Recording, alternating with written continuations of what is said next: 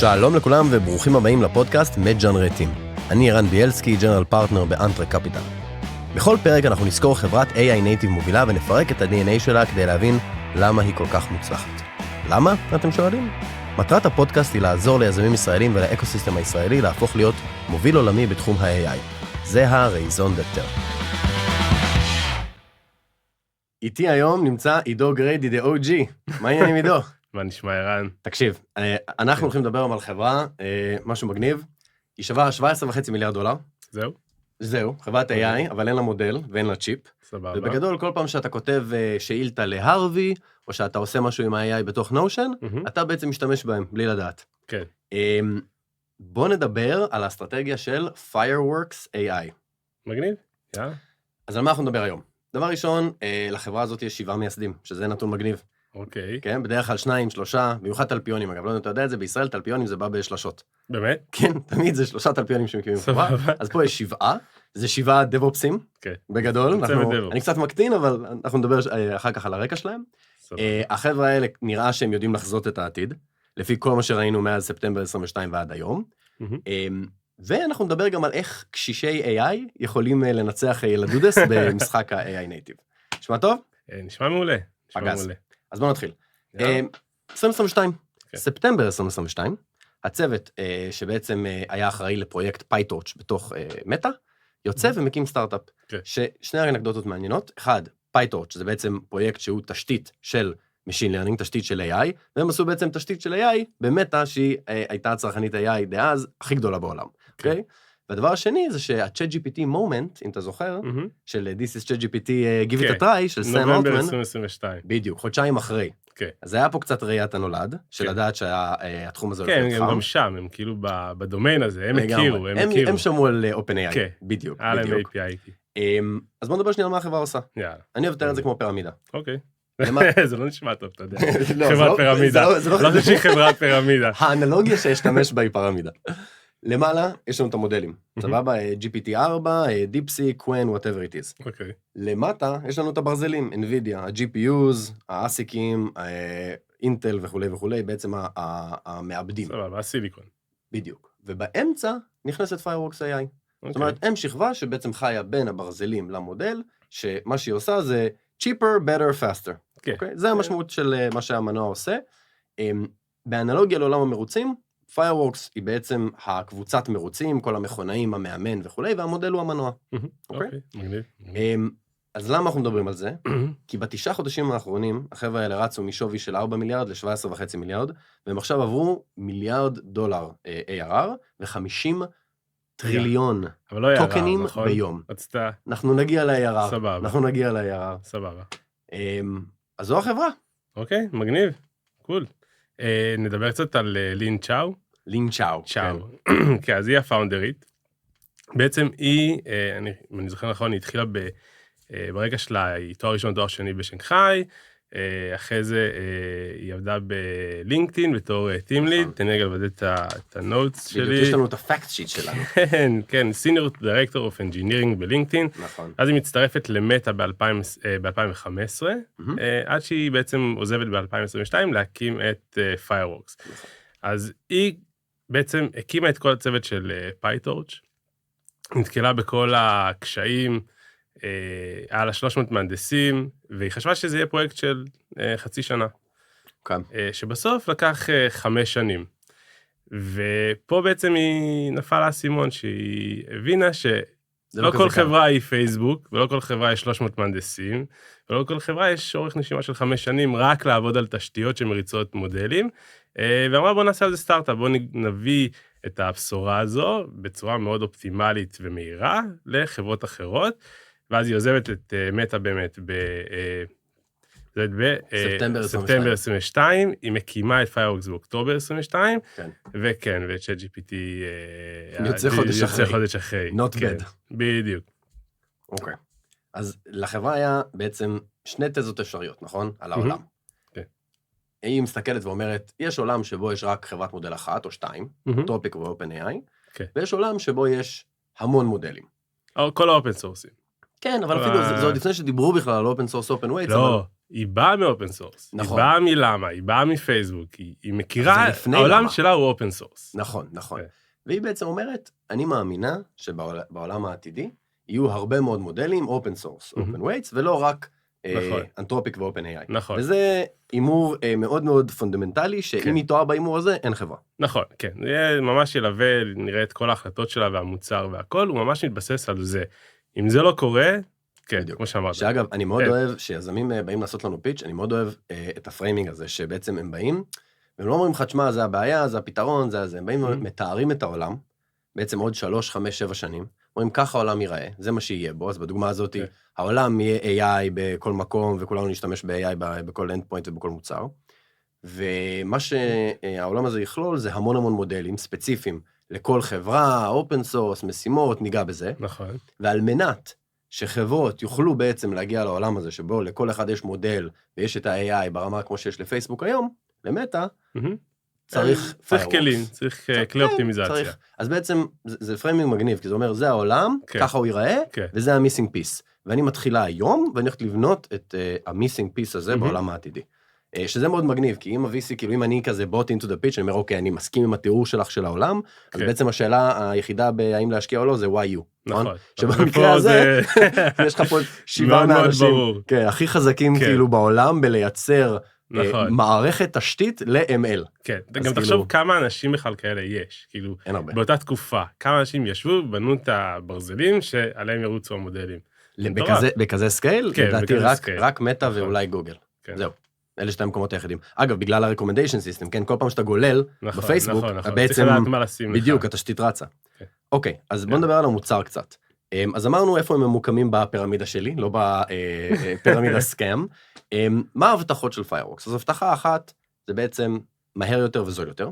הבטחה שנייה זה תשתמש ב-Fireworks, זה ישתפר ככל שתשתמש יותר. וההבטחה השלישית, שזה הבנגר, מודל אישי משלכם, במחיר מדף. נכון. אוקיי? עכשיו, גדי, אנחנו דיברנו גם בפרק על הרווי, על thin wrapper, נכון? עכשיו, אני, שהתחלתי לנו לעשות את התחקיר בעצם על Fireworks, אמרתי, אתה יודע, קצת DevOps מסביב למודל. מה, prompt engineering על... כן, כאילו, בסוף, יש פה $1 מיליארד הכנסות, במהירות מטורפת. נכון. אז האם הדבר הזה זה thin wrapper, או שזה באמת טכנולוגיה עמוקה? אז מה, אולי זה תסביר לנו בכלל, מה זה המוצר הזה? מה המוצר בתכלס? אז בוא ניגע בשלושת המוצרים שהם מציעים, אבל כן, חשוב להגיד שממש ממש לא thin wrapper מעל איזשהו מודל, תחשוב שהם באמת אנשי סיסטם כאלה, מעניינת אותם הקהילה של המפתחים, של ה-DevOps, הם שם, הם חיים ונושמים את זה, הם מבינים מה יכול להביא ערך ומה סתם עטיפה דקה על איזשהו משהו, ונתחיל מהמוצר הראשון, נתחיל מה-Fire Attention, שזה קצת attribution ל-Attention is all you need, שזה המאמר המפורסם. שאגב, כל החברה הזאת זו חברה של גיקים עם הומאז'ים, כי גם Fireworks, הרי זה גם הומאז' ל-PyTorch, כי PyTorch זה הלפיד, כן, זה המוצר שלהם. שמדליק את ה-Fire. כן, סבבה, נלך עם האנלוגיה הזאת. בדיוק, תודה. בסדר, ויתרתי. אז בעצם מקימים את המוצר, בונים את Fire Attention, ששם מאוד מאוד חשוב להבין שזה מוצר, הם בונים שם את הקרנל שעליו מבוסס קודה מאפס. זאת אומרת, כך מהבית של NVIDIA, אוקיי? הוא מגיע עם קודה קרנל, והם בעצם מחליפים, בונים אותו מחדש. עכשיו, מה הם עושים שם קצת שונה, ונתן כאילו תוצאות של פי 2 בפרפורמנס שלו. היום יש איזשהו תהליך של איך אתה בוחר את המילה, וזה מגיע לפי הקונטקסט. אז זה המאמר של נועם שזיר, של ה-Attention is all you need, הוא בעצם להבין האם המילה הזו היא בהקשר אחד או בהקשר אחר. יש לי דוגמה, אתה רוצה הכנתי דוגמה למשפט. יאללה, תן דוגמה, אהבתי.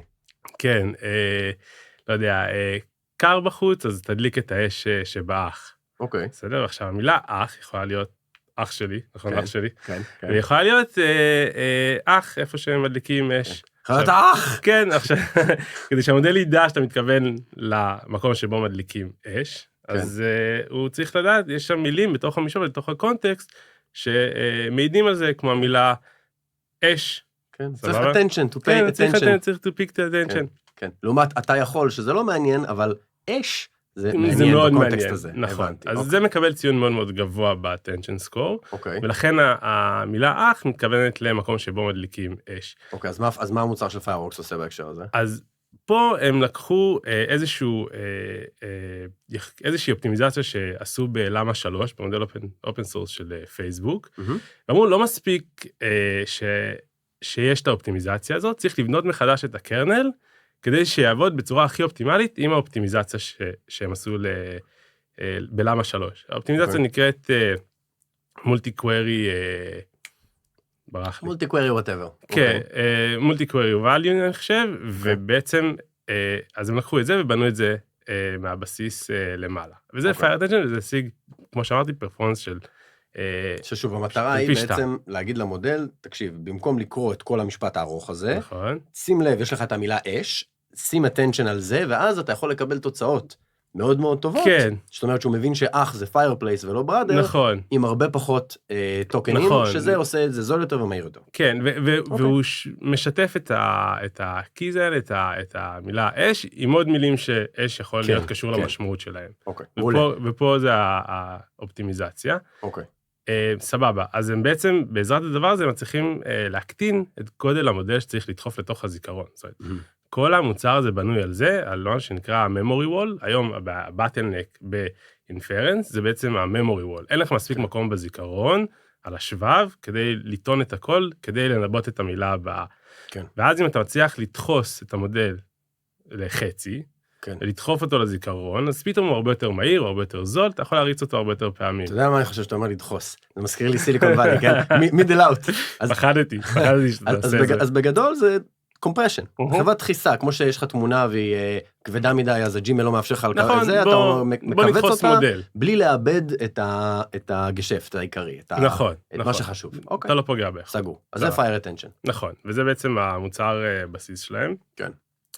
אנקדוטה קטנה עליו, על בלקוול 200 של NVIDIA, שבב הכי טוב שלהם ל-GPU, נכון, להיום.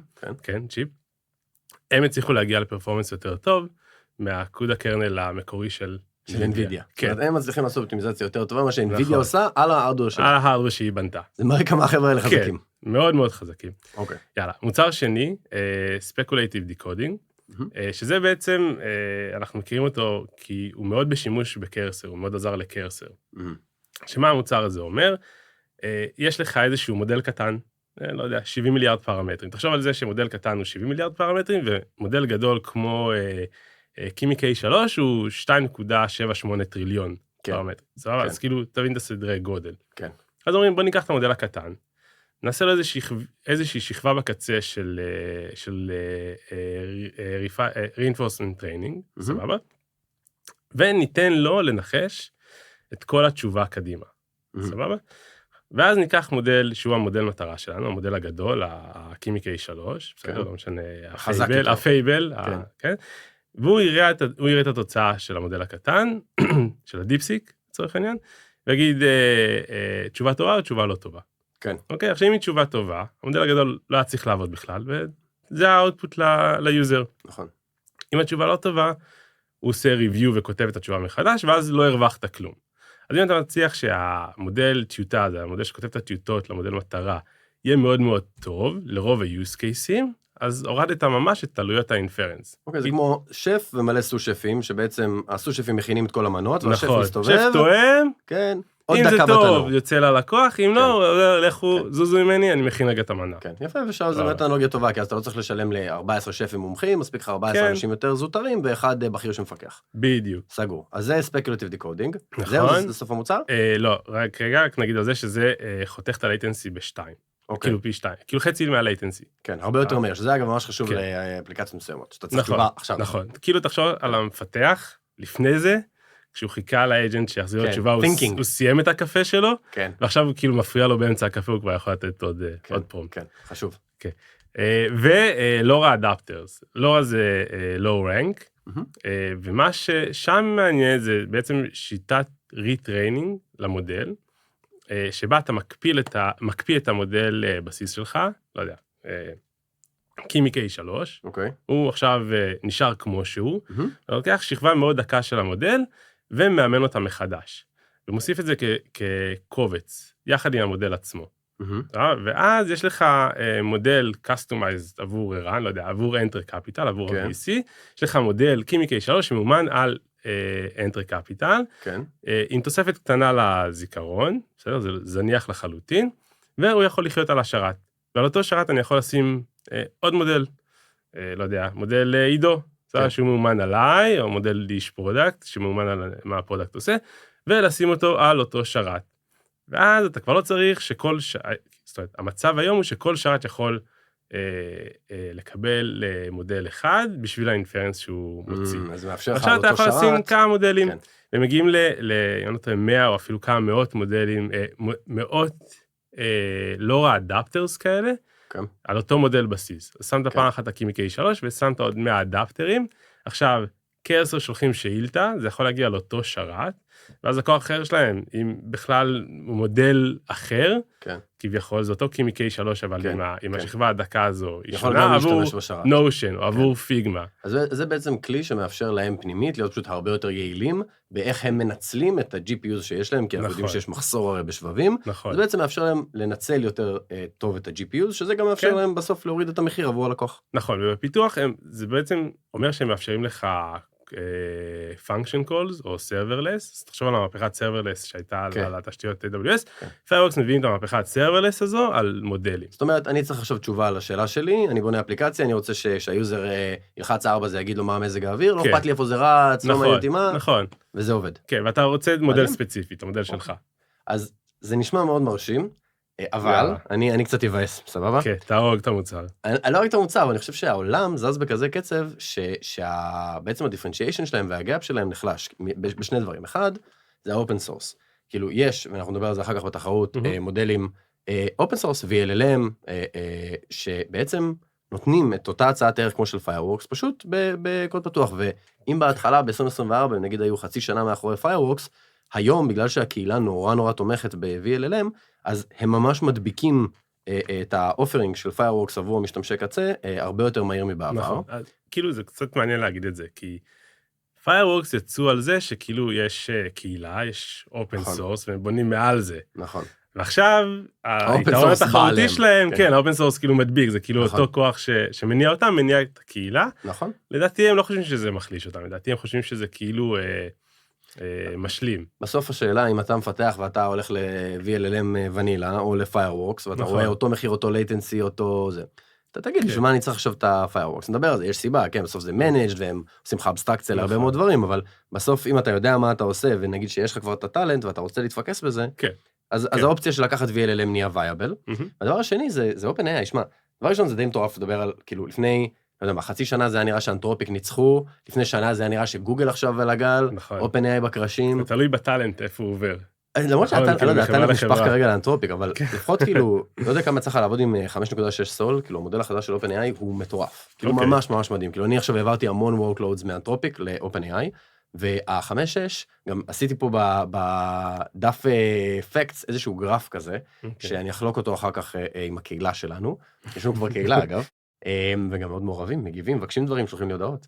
אז אני אחר כך אשלח להם את הגרף הזה שמראה שבעצם 5.6 סול הוא פרפורמנס כמו אופוס 5, זאת אומרת, הוא טוב כמו המודל הכי טוב של אנתרופיק, מינוס פייבל, המודל האחרון, אבל במחיר של דיפסיק, זאת אומרת, באותו מחיר כמו האופן סורס הסיני. אז אני בא ואומר, בסוף, נחזור אחורה, הנחת הבסיס של Fireworks, המון מודלים, אופן סורס, אופן ווייטס. אני אומר, וואלה, אם OpenAI יודעים לתת לי גם את המודל הכי חזק, מודל בינוני, מודל חלש, בקוסט מאוד נמוך, ולייטנסי גבוה. מנג', פרנטיר. כן, אני שם API והולך. מה אני צריך להתעסק? נכון. מה אני צריך להתעסק? אז בעולם כזה, נכון. כן, אז זה מצחיק ברעיונות עם המנכ"לית, שואלים אותה, אוקיי, ומה את חושבת? יהיה מודל אחד, או שניים סגורים, או שיהיה אופן סורס? ואז היא לא באמת יכולה להגיד שלא יהיה את העולם של הפרונטיר בלבד, אז היא אומרת, זה יהיה עולם עצוב. כן. זה עולם מדכא. זה לא טענה פרקטית. לא. אז אני חושב שזה ריסק, חבל הזמן. כן, אתה גם חושב שהעולם עצוב בהרבה מובנים. נכון, העולם עצוב, נכון, מה לעשות, בדיוק, לפעמים אתה יודע, דבט גייזורים. אז היית משקיע בפיירורקס? תראה, להשקיע בסיריז A של בנצ'מארק $25 מיליון לחברה שהיום היא 17.5 מיליארד, אני חושב שהייתי משקיע והייתי גם מרוצה מאוד מההשקעה שלי, ויכול למכור סקנדרי בשמחה ובהנאה מרובה. בוא נדבר קצת על מודל עסקי ו-go to market. קול. אז איך בכלל הם מביאים לקוחות? סבבה, אז הם התחילו מ-PLG, זה ככה הם הביאו את קרסר. נכון. זה גם מאוד מתחבר לאנשים, נכון? דיברנו על אנשי סיסטם, מאוד מעורבים בקהילה, עבדו על אופן סורס כל הזמן. שאופן סורס זה די בהגדרה PLG, כן, זה נכון. להגיע למפתחים ישירות. נכון, לתת איזשהו ערך, ואז הם מתחילים להשתמש בך, ואז הם צריכים משהו קצת יותר, או מנוהל, או בענן, כל מיני דברים כאלה, ואתה כאילו עוטף את השירות. בדיוק. אז PLG, ככה הם הגיעו לקרסר, יש להם קהילה, אני חושב משהו כמו 10,000 לקוחות כבר, עכשיו ש10,000 לקוחות, זה לא איש סייל שדופק על הדלת במשך 3 שנים, בזמן שהם מוכרים, אלא ממש כאילו קהילה שהם באה ומעורבת ומטמיעה אותם. אז PLG, לדעתי עכשיו הם מתחילים גם טופ דאון, נכון? עכשיו הם גם שולחים את האנשי סיילס. נכון. שמעתי באיזה ראיון שכאילו הם הבינו שחברות בכלל לא עושות איבל. האנטרפרייזים, כן. כן, האנטרפרייז לא יודע בכלל אם היה צריך סול, היה צריך פייבל, או היה צריך הייקו. איזה מודל אני צריך לאיזה משימה. כן. כאילו, איך אני יודע? נכון, איך אני יודע. נכון. אני מנסח אימייל, או עכשיו שולח אותו... עכשיו, אם אין להם איבל, אם הם לא יודעים איזה מודל, אז איך הם ישתמשו בפיירוורקס? בדיוק. מה הם יעשו עם זה? בדיוק, כן. אז זה מאוד aligned עם החברה, עם המוצר, ויש לה כמה מודלים של הכנסות. אמרנו, הם נותנים סרברלס, שזה מטורף, אתה לא מתחייב לשום דבר, אתה משלם פר 1,000,000 טוקנים, כאילו בלי סאבסקריפשן, בלי כלום, פגז, אז יש להם את זה, יש להם ריזרב, אתה אומר, אני עכשיו צריך X GPUs, X מודלים לתקופה מסוימת, אני חושב איזה דיסקאונט, כן, אבל זה נותן להם אורך רוח, בסדר? הם יודעים שיש להם לקוח. יכולים לעשות capacity planning, הם יכולים לבוא ולתכנן כמה הם יצטרכו. נכון, נכון, יכולים גם להסתכל על רבעון אחד ולהכפיל ב4.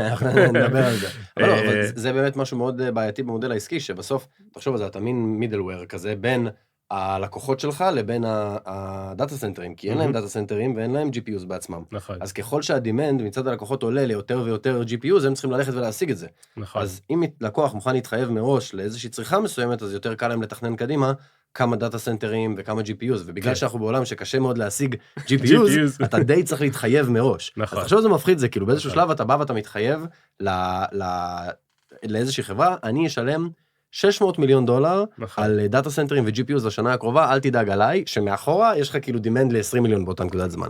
כי אתה בונה על זה שיהיה לך פי 10 growth, אבל אתה ממש עושה פה משחק של matching שהוא מאוד מאוד קשה. כן, אני זוכר, אתה רואה בזה ריסק.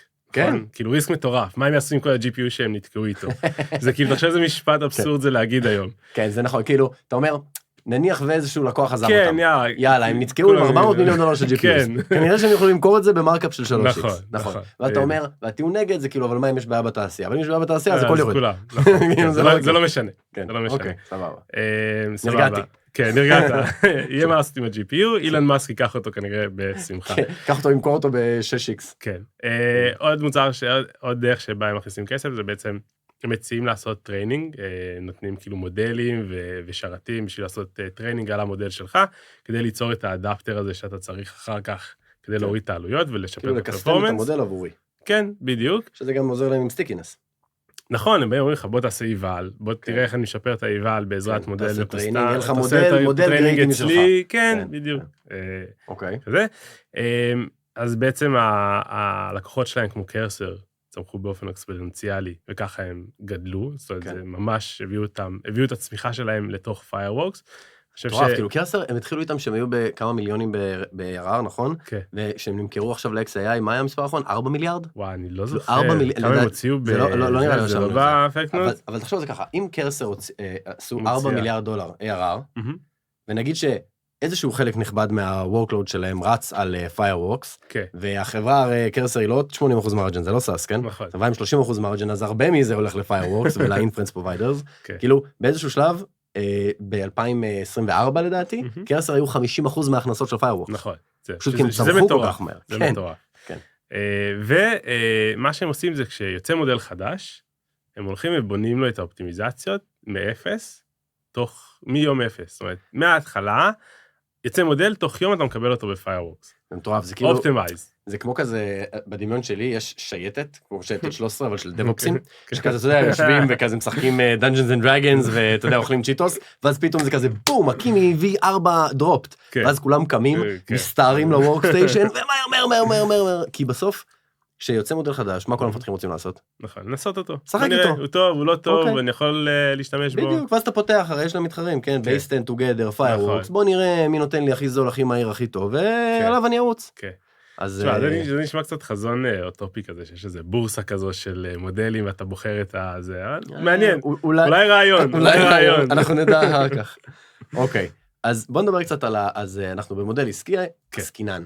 ARR. עכשיו, ARR זה סוג של מושג בעולם הסאס, כן, של annual recurring revenue, שזה כאילו אני מתחייב לשלם לך $100 לשנה, וכולנו מכירים את זה מכל מיני מוצרים שאנחנו צורכים, Monday וכו'.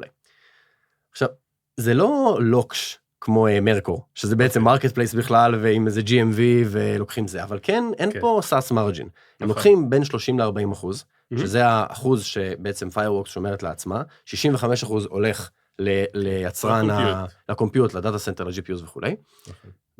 אבל מה שכן, זה סוג של ריקרינג. עכשיו, למה אני אומר סוג של ריקרינג? כי בסוף, אתה עובד עם איזשהו לקוח, הוא מריץ את כל ה-workload שלך, הוא מריץ את העבודה, יש לו טראפיק מסוים, יש לו לקוחות מסוימים, זאת אומרת, תחשוב על זה בטקטים של יום. יש סטיקינס, נכון? כן, כאילו, אתה לא תעשה את העברה הזאת כל כך מהר, ולכן אתה יכול להניח שאם בחודש שעבר לקוח הוציא אצלך $100, אז בחודש הבא זה יהיה פחות או יותר $100. זה אגב, זה די מקביל לאיך שהענן עובד, לאיך שהאז'ור ו-AWS עובד, ולאיך שדאטאדוג וסנופלייק מתמחרות, כן? שזה בעצם בסוף usage based, אבל הן מדווחות ARR. אז זה לא ARR במובן המסורתי, אבל לא הייתי אומר שזה פשוט revenue. יש פה איזה reoccurring revenue. נכון, אבל נקודה עליו, אני חושב שהוא כאילו, בשלב הזה תמיד יצמח קצת. כי כאילו, הם עכשיו עושים את זה ביותר זול. כשאתה עושה את זה ביותר זול, אתה עושה יותר. אתה מכניס עוד use cases. פעם לא הייתי רוצה לשלם $0.50 על לנסח אימייל, אבל כשזה עולה לי סנט, אז אני אשתמש בזה גם כדי לנסח אימייל. מסכים. ג'רמנס פרדוקס, נכון. אז הטיעון הזה עוד יותר מחזק את הריקרינג, כי אתה אומר, המחירים כל הזמן הולכים ויורדים, ככל שהם יורדים, ה-usage יעלה. נכון. אז זה לגבי הריקרינג רבניו, אבל אגב, שזה מה שנקרא, אוקיי, למה הם צדיקים. מצד שני, איך שהיום מדברים בעולם ה-AI על ARR בכלל, זה לא כמו פעם שזה החוזים שסגרת שנה קדימה, זה ARR שלך, זה בעצם החודש האחרון כפול 12, או הרבעון האחרון כפול 4. עכשיו, למה הוא שקר? ARR.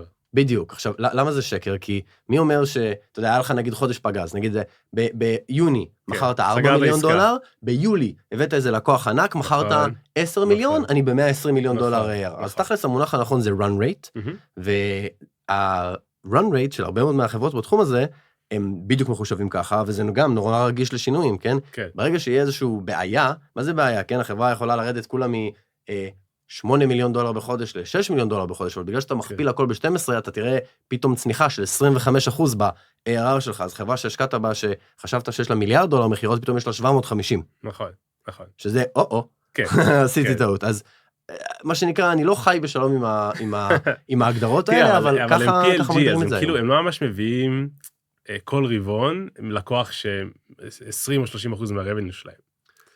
ואז כאילו ממצים את זה שנה קדימה. זה מה שהולך לקרות, הם עכשיו עושים שותפות עם מייקרוסופט. כן, אבל אתה יודע, האנליסטים וזה, הם מבינים את הדיטיילס, כאילו, מבין, זה לא כאילו, זה בסדר. אין בסדר או לא בסדר, סובייקטיבי, אבל אני אומר, צריך מה שנקרא להעמיד את הדברים על דיוקם. אז אגב, מבחינת מכפילים, הסיפור הזה של המרג'ין הוא חשוב, כי אתה יכול להסתכל על זה לכאורה ולהגיד, אוקיי, זה מכפיל $17.5 מיליארד ARR, או $17.5 מיליארד ולואציה. אבל ברגע שאתה עושה פקטור אין לגרוס מרג'ין, שהוא רק 35%, אתה מקבל מכפיל של 50. כשמכפיל של 50 זה כבר מכפיל די גבוה. נכון. עדיין לא אומר שהחברה היא מגה אובר ואליוד, ושלא הייתי משקיע וכולי, אבל יקר. אבל כאילו חברות נייטיב AI, הם שם. יש. זה המכפילים. יש ב-50, יש גם 100. אגב, פלנטיר, שהיא חברה ציבורית, היא כבר עצומה, היא במכפיל של 50 ומשהו. אבל היא, תמה, זה חברה שיכולה... זה פגש את המציאות, זה לא מישהו חושב שככה זה יהיה. כן, זה השוק זה המציאות, אבל תשמע, פלנטיר היא חברה שמכפילה את עצמה, עיר ועיר, בסקייל מטורף. זה, וואלה, מגיע להם כל נקודת מכפיל. מעבר לזה שהמנכ"ל שלהם הוא... יהודי טוב. לא, רק זה, הוא מגניב, הוא בחור טוב, הוא בחור מגניב. היה לי אלכס רעיון ב-CNBC, אני ממליץ לכל המאזינים שלנו לשמוע. רעיון מטורף על זה שהוא בעצם, אגב, הוא יוצא לחברות מודלים ועל האנטרפרייז, שאומר כאילו, למה שתשתמשו בחברות מודלים האלה, אתם נותנים להם את כל הדאטה שלכם, אתם נותנים להם את כל הסיקרט סוס, הם יהרגו אתכם. כי ברור לנו שאופן AI הולכים לשכבת האפליקציה. והוא לא טועה. טוב, אז אם כבר התחלנו לדבר על העתיד, בואו נדבר על אסטרטגיה לעתיד. בסוף אנחנו פודקאסט על אסטרטגיה של סטארט-אפים. נכון. אז מה הם הולכים לעשות, חברת הזיקוקים AI הזו? זיקוק AI. אז באמת הם התחילו מאיזשהו מסר של Compound AI. אני לא יודע אם הם טבעו את המונח הזה, או שזה מונח כללי כזה, אני לא נתקלתי בו לפני, אבל Compound AI זה מה ש-Open Router עושים. זאת אומרים, יש עכשיו פרומפט, ויש כמה מודלים שאני יכול להריץ עליהם את הפרומפט הזה, להריץ עליהם את האינפרנס, ובוא נבין לאיזה מודל הפרומפט הזה מתאים, ואם זה מודל זול וקטן, אני אריץ אותו עליו, ואם זה מודל גדול, אני אשלח אותו אליו, וככה אני משפר פרפורמנס. אז הם התחילו מקומפאונד AI לעשות את זה, ואז הם הלכו ואמרו, בוא נעשה מודלים שמאומנים על החברה שלך, על הדאטה שלך, נכון? נעשה reinforcement training. הגריידי מודל. כן, וגריידי מודל, כן, חברה, אנטרי מודל. עוד אין גריידי מודל, אז בוא נעשה אנטרי מודל. כן. אנטרי מודל, מאומן על הדאטה של אנטרי, ונותן תוצאות טובות יותר עבור אנטרי, ואז הם לוקחים את זה שלב אחד קדימה, ואומרים Specialized Intelligence, זה אומר שכאילו יהיה אינטליגנציה ייחודית, ברמות המשימה, ברמות ה-use case הספציפי שאתה צריך, שכשאני קראתי על זה, אז זה מאוד התחבר לי עם כל ההייפ שאנחנו רואים על גרף engineering, שיש לך גרף, וכל צומת הוא מומחה למשהו, והוא מקבל את הקונטקסט, ומוציא את התשובה שלו, אז כאילו זה מאוד aligned עם איך שהם רואים את העולם קדימה. זהו, ומה שנגענו קודם, חברות לא עושות איבל, אז אם יעזרו להם לעשות evaluation למודלים שלהם ולתוצאות שהם מקבלים, אז הם יצליחו למכור יותר טוב ולהגיד, היי, הנה מודל יותר זול, נותן לך את אותו benchmark ב-evaluation, והם משחררים איבל פרוטוקול בקוד פתוח.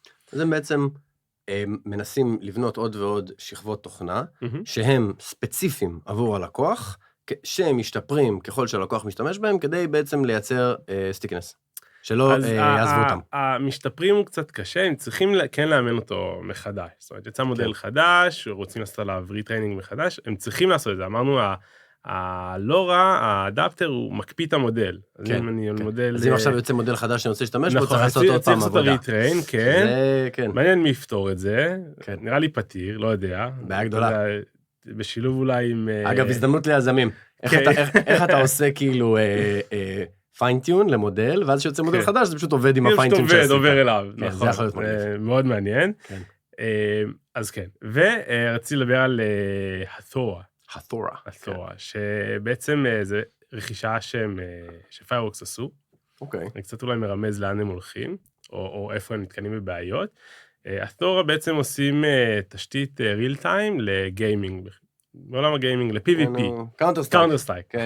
שיחקנו קאונטר-סטרייק בגיל 16, שיחקת עם מישהו בקנדה, או מישהו לא יודע, בסיול, הלייטנסי היה גבוה יותר. כן, אבל אם הלייטנסי עובר איזה threshold מסוים, אפשר לשחק. נכון, כן. כאילו, אז אנחנו היינו מאוד סלחנים, אבל היום כאילו...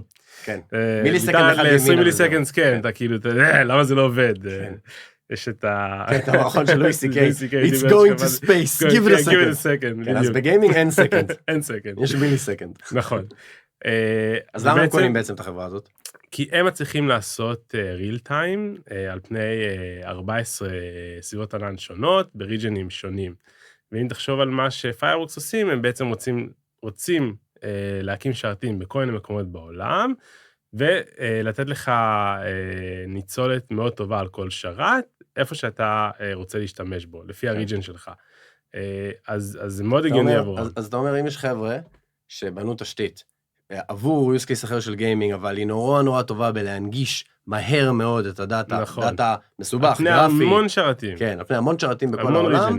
וכנראה שזה גם צוות מטורף, כי אם החבר'ה של פייטורץ' התרשמו ממה שאלה יודעים לעשות, אז כנראה אחלה אקוויזישן. אגב, קוריוז, NVIDIA, ג'נסן, שהיום ידועים בתור AI, במה הם התחילו? גיימינג. גיימינג. נכון. הם נתנו GPU, כן, ה-GPU זה מה שקנית ל-PC שלך, כדי שתוכל לשחק קאונטר-סטרייק.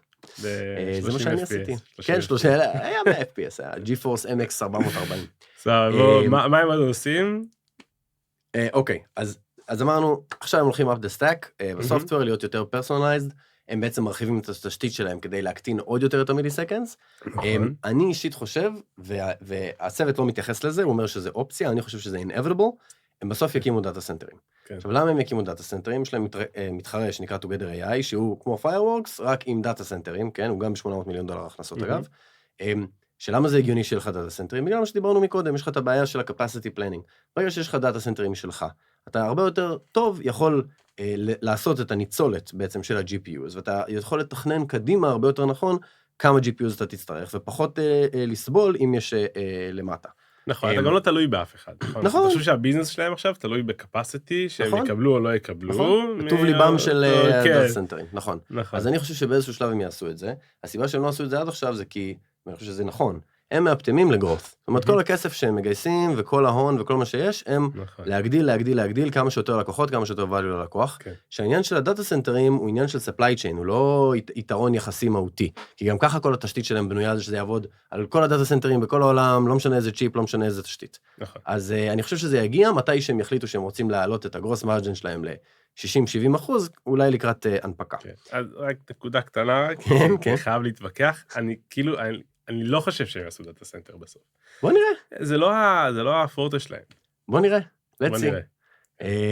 התרחבות לאנטרפרייז. זה, כבר אנחנו רואים את הסנוניות. makes a lot of sense. הם עושים פרטנרשיפ עכשיו עם מייקרוסופט, הם בעצם יעלו למרקט פלייס של אז'ור, ואז אנטרפרייז שירצה לצרוך AI, יוכל לצרוך את זה דרך Fireworks על אז'ור, שמייקרוסופט הרי אין לה בכלל מודל, ואין לה שכבה כמו Fireworks, הם כל מה שהם רוצים זה קלאסטר זה שהקומפיוט יקרה אצלם במייקרוסופט. נכון. אז השותפות עם Fireworks היא מאוד מאוד טובה בהקשר הזה, ומה שזה יאפשר ל-Fireworks גם זה להיכנס לאנטרפרייז, שזה הלקוחות של מייקרוסופט. כן. החברות ביטוח, והבנקים, וההלפקר. אמרנו, הם מאוד טובים ב-PLG, הם מאוד אוהבים להיות עם מפתחים, ובאופן סורס ובדברים האלה, אבל אנטרפרייז, כאילו, הם גם מעידים על עצמם בפודקאסטים שמראיינים אותם, הם לא טובים במרקטינג, הם לא טובים בסיילס, הם לא יודעים לגשת לאנטרפרייז, אולי לא מעניין אותם, כן, אבל כאילו מייקרוסופט, הם אחלה האק עבורם. מייקרוסופט הם הוונדור של האנטרפרייז, בדיוק, וזה מאוד מאוד יעזור להם הדיסטריביושן, גם לפתח עכשיו צ'אנל של פרטנרשיפס. אז מה כל זה אומר מבחינת השוק? אז אלה האסטרטגיות שלהם קדימה, זה לשם הם הולכים, וכשאתה קורא ניתוחים של אנליסטים ומומחים וכולי, הפידבק בעצם נע בין תקשיב, העסק הזה הוא פשוט ריסלר של GPU, זה thin wrapper וכולי. כן, ככה? כן, לבין, אוקיי, Fireworks ושוט, כן, based and together, הם שכבת הערצה שדרכו אתה ניגש ומחליט על איזה מודל אתה הולך לעבוד איתו. זאת אומרת, זו שכבה מאוד מאוד חשובה וקריטית. אז תלוי את מי אתה שואל, או שזה חברה ענקית, או שזה חברה, מה שנקרא, על ערש דווי. תראה, לא דיברנו על המתחרים. יש לנו איזה דקה? יש לנו. אז כאילו יש את Together AI. יש לנו אפילו טייבל. נכון, שדילגנו עליו. בסדר, אז הנה, יש לנו זמן. Together AI ובייסטן, הם המתחרים הכי קרובים אליהם, הם כאילו מציעים את מה שפיירוורקס מציע, שבייסטן הם הרבה יותר ממוקדים על הריטריינינג ומודל מאוד מאוד customized ליוזר, וזה מודל רץ על שרת ספציפי, אין להם את הקטע של הסרברלס, שקצת שונה מהם, אבל הם כן מציעים את האופטימיזציות אם אתה מאמן מודל שלך, ו-Together AI הם כבר קנו חוות שרתים, נכון? הקימו חוות שרתים, הם נותנים לך מוצר שהוא גם האופטימיזציה וגם הקומפיוט עצמו. בדיוק, גם ה-GPUs עצמם. כן. יש לך עוד סוג של מתחרים, שהם בעצם גרוק קלאוד וסרברס. אבל גרוק, לא להתבלבל עם גרוק של אילון מאסק, זה גרוק אחר, עם Q בסוף. חברה אחרת לגמרי, נכון? שהקטע שלהם אומרים, אני אפתם את השבב עצמו לאינפרנס. כן. זאת אומרת, אני מבין איך המודלים האלה עובדים, ואני אכין צ'יפ ייעודי. נכון, לא את הקרנל, לא מספיק לי הקרנל, אני אכין את הצ'יפ. בדיוק, עוד שכבה. נכון, אבל הם עושים את זה, נשמע מאוד חזק, אבל מוגבל. תחשוב שפיירוורקס הם על כל הצ'יפים של NVIDIA, שהם כאילו ה-best. וגם AMD נראה לי, לא? כן, יכול להיות, לא יודע. אני יודע שהם עושים על קודה, אז כל מי שתומך בקודה יכול להשתמש בפיירוורקס. אבל כן, כאילו יש לך חברות צ'יפים שמנסות להכין צ'יפ שיעבוד עם קודה, כי קודה הוא לוקין מאוד חזק ל-NVIDIA. כן. אז, אבל הצ'יפ הוא כללי, סבבה? וה-LPU... הצ'יפ גם משתמש לקאונטר סטרייק, והוא גם משתמש ל-AI. נכון. ומה שגרוק וסרברס עושים זה LPU, זה שזה מאוד מוכוון למשימות ספציפיות, או יותר נכון למודלים מאוד מאוד ספציפיים, מחר יצא מודל חדש, יכול להיות שהוא לא מאופתם לצ'יפ, כן. ואתה מוגבל, ואתה תקוע איתו, כי קנית דאטה סנטר של גרוק קלאוד, או כן. צ'יפים של גרוק, ובעצם הם כאילו מתחרה, האופטימיזציה היא במקום אחר, עם היתרונות והמגבלות שלו. אוקיי. יש לך את ה-Hyperscalers, כן. שזה Azure, AWS, Bedrock, GCP. כן, גוגל, Azure, נכון, GCP, ובעצם שם הם פשוט לא טובים באופטימיזציה. נכון, יש סיבה שאז'ור הכניסו את Fireworks להיות פרטנר, הם לא טובים באופטימיזציה. הם גם יודעים למכור GPUs, זה העסק. בדיוק, הם מכירים Enterprise, יכולים למכור GPU ל-Enterprise, אבל את האופטימיזציה, Fireworks תעשה עבורם. לדעתי, הם התרחבו גם, אתה יודע, ל-AWS, ל-GCP. תשמע, אם אני מסתכל על הנוף, מאוד הגיוני שגרוק נרכשו על ידי NVIDIA, כי בסוף NVIDIA מדפיסה כל הזמן צ'יפים, אז שיהיה לך צוות שיודע להתאים את הצ'יפ החדש למודל החדש, זה הגיוני.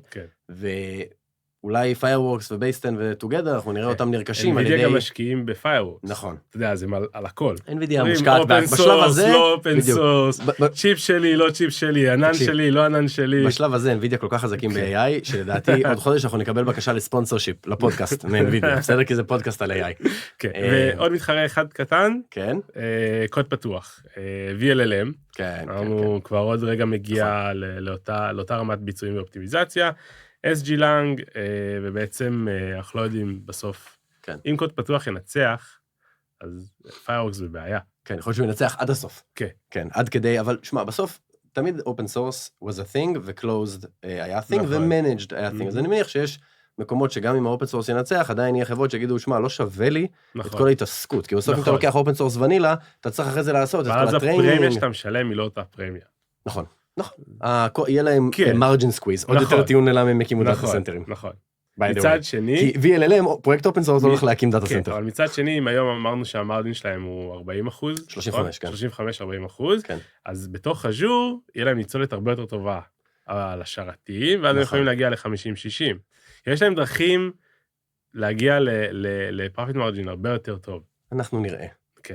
אוקיי, אז הזדמנויות ליזמים. יאללה. זה השלב בפודקאסט שאנחנו בעצם באים ואומרים, אוקיי, עשינו המון עבודה, למדנו על חברה שנקראת זיקוקים AI, מה ההזדמנויות ליזמים שאנחנו מזהים כתוצאה מהאירוע? דבר ראשון שאני אחשוב עליו, כן. ואשתי תשמח, כי זה העולם שלה, פיזיקל AI, נכון, אתה רוצה עכשיו מודל, אתה חייב שהוא יהיה קטן, אין לך הרבה מקום. כן, אני מנסה עכשיו ללמד את הרובוט דוג שלי, איך לעשות קאקי בחוץ. לא יודע מה. לא בדיוק זה, אתה רוצה להגיד לו, תקפל כביסה, נכון, זה ה-USPC, תכין לי פסטה. כן, אז אני רוצה, אוקיי, אז מה קורה, מה הרובוט, תנקה את השירותים. כן, אז אתה צריך איזשהו מודל שירוץ עליו על הקצה, על ה-edge. כן, על הצ'יפ שעל הכלב. נכון, ושם לא בטוח שאתה יכול לשים בלקוול 200, יעלה הרבה מאוד כסף, בלקוול לדעתי עולה $25,000. בטוח שלא. כן, בטוח שלא, כי יעשה את כל הרובוט הזה. זה אומר שאתה צריך חומרה חלשה יותר. חומרה חלשה יותר, צריך מודל קטן יותר, עם ביצועים מאוד מאוד טובים, וזה יכול להיות כיוון למי שיצליח לאפטם מודלים על... צ'יפר, כן, אז אם אתה יודע... בדיוק, אוקיי, אז לעשות Fireworks לפיזיקל AI, מודל קטן, זול, מהיר, שרץ על ה-edge. נכון, ודיברנו על רעיון של סקייסקנר לפיירוורקסים ודומם לבייסטן, לטוגדר AI, בוא נעשה בורסה, או בוא נראה מי מציע את המודל הכי טוב, או הכי מתאים לי, במחיר הכי נמוך, יכול להיות שאתה תאמן את המודל שלך ותשים אותו גם בפיירוורקס, תשים אותו גם בבייסטן, תשים אותו גם בטוגדר AI, ותבחר את מי שנדע לך את ההצעה הטובה ביותר. אתה אומר, בסוף, הם, לא אכפת לי מה הם עושים, אופטימיזציה, שמה אופטימיזציה, בסוף אני רוצה קימי V3. נכון. אני רוצה קימי V3. אני רוצה את הקימי V3 שלי. לא, בסדר. של אנטרי. אם אני רוצה את הקימי V3 של אנטרי, אז זה פחות תומך בסקאי סיינר, כי אז יש לך לוקין.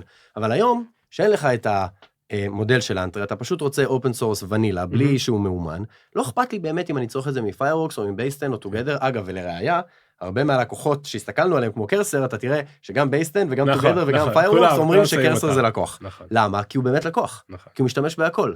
כי הוא צריך capacity ולא אכפת לו במרכאות, באמת מי מריץ את הדבר, אכפת לו, אבל הוא יכול להחליף מאוד בקלות. אז מאוד הגיוני שיהיה כזה סקאי סקנר, שאתה נכנס ואומר לי, תגיד לי, מי עכשיו נותן לי למה 4 הכי זול? או תגיד לי מי נותן לי עכשיו GLM 5.2 הכי מהיר. נכון. מצד שני, קרסר ספציפית, הם פשוט קונים capacity איפה שהם יכולים, אתה יודע, מכולם, נכון. מאנתרופיק, זה השוק כרגע. מכולם. כל מי שהולך לו עכשיו זה השוק. נכון. אוקיי, אז דיברנו על Fireworks לרובוטים, דיברנו על סקייסקנר מעל Fireworks ובייסטן. אחלה רעיון. ואני רק רוצה להגיד שלדעתי יש הזדמנות פה למאזיננו, שאגב הם כבר באלפים, FYI, לאלפי המאזינים שלנו, שגם אם אתם pushing 50, זה עוד לא מאוחר מדי. החבר'ה האלה, היזמת שהרימה את Fireworks, לין צ'או, הקימה את החברה בגיל 48. אז יש היום המון הייפ על ילדים ו-AI ובני 16 ובני 20 וכולי וכולי. אז זה נכון, אבל לא רק. אם עשית משהו בחיים או עשית, ויש לך הרבה מאוד ניסיון, אתה גם יכול אולי להרים חברת AI מאוד מוצלחת, כנראה עם עומק טכנולוגי. יש המון אנשים כנראה שמכירים פריימוורקים מאוד מאוד לעומק, או שהם בנו אותם, שהם ניהלו אותם בסקיילים מטורפים, כן. ואתה אומר, לכם יש הזדמנות להבין איך זה יכול לתמוך ב-AI. אפילו יותר רחב. אם אתם מאוד טובים במשהו, וביליתם את ה-5, 10, 15 שנה האחרונות של הקריירה שלכם, ולעשות PhD, ולהתפקס על איזה משהו ספציפי שאתם מאוד טובים בו, יכול להיות שאתם יכולים להרים חברת AI הרבה יותר טובה, מאשר הילדים בני 20, שאפילו לא למדו את מה שאת או אתה שכחתם כבר על ביזור נתונים. שלא יודעים איך זה עובד בחוטים מחוברים. בדיוק. אוקיי. אז עכשיו הגענו לסוף הפרק, אנחנו נעשה קוויק פייר, כי הוא באמת צריך להיות קוויק, על בורסת הימורים. סבבה. אז נתחיל? כן, יאללה. אז אני אשאל שאלה ראשונה. יאללה. האם אתה חושב שפיירוורקס היא באמת חברת $1,000,000,000 הבאה, או מתווכת GPU עם מרג'ין? כרגע היא מתווכת עם מרג'ין דק. אם היא תשכיל ותצליח לעלות בסופטוור למעלה, ובאמת יהיה אנטרי מודל, ולכולנו יהיה מודלים משלנו שנשתמש בהם, או שהם יבנו המון דאטה סנטרים, תהיה חברה גדולה, אגב, אני לא חושב $1,000,000,000, כי אני חושב שיקנו את ההייפרסקיילרס הרבה לפני, אבל זה תהיה חברה מאוד גדולה. אם לא, אז לא. אני גם חושב שהיא כנראה תירכש, כי מאוד הגיוני לרכוש אותה, אחלה טאלנט. אחלה מוצר. אחלה מוצר, אבל כן, המוצר שלהם הוא משמעותי טוב, הוא פרפורמנס כאילו פי 2, פי 4, זה לא בקטנה. מסכים? אבל עדיין, אני חושב ש-it compresses over time, כמו שבאינטרנט הגענו בסוף לאיזשהו גבול של כמה אתה יכול כבר לקמפרס איזה JPEG, גם פה אנחנו נגיע בסוף לאיזשהו אישור. אני אשאל אותך עכשיו שאלה, האם Fireworks יבנו דאטה סנטרים, או ירחיבו שותפויות, כמו שהם עשו עם Azure? אז נראה לי שכבר הבנת לאן אני הולך שם, אני לא חושב שהם יעשו דאטה סנטרים, אני לא רואה איך זה aligned עם מה שהחברה הזו רוצה, עם הכיף שלהם, עם האופן סורס, עם הקהילה, כי זה עולם אחר עם בעיות אחרות, מאוד אפורות עבורם כנראה, אני לא חושב שהם יעשו. מספיק לעשות פרטנרשיפ עם העננים הכי גדולים. אז בוא נשאל אותך אחרת.